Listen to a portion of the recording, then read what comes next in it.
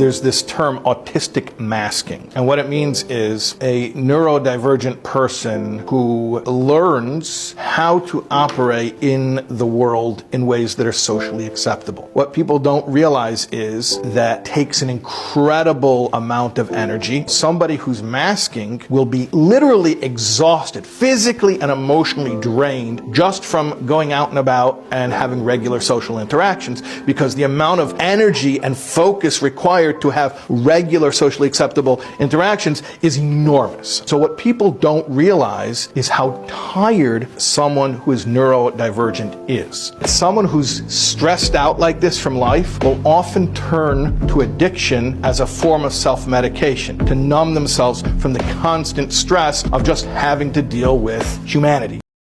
Minority populations, when they go out and about among the majority population, something linguistically we refer to it as code switching, where you have to constantly behave in a certain way that conforms with what's considered a normal social interaction for the majority population. That is literally exhausting, and a person who has to do that day in and day out can also be extremely distressed just from regular interactions, and also may turn to self-numbing behaviors in order to alleviate that stress. I think there are these unseen populations of neurodivergent people, of minorities, highly sensitive people, empaths, use whatever term you want, who are literally exhausted just from having to pretend to act the way that society calls normal. And I say normal in quotes because it's just what convention determines is normal, because that's the way most people act. And the burden, the load of having to accommodate that is an unseen and unrecognized liability.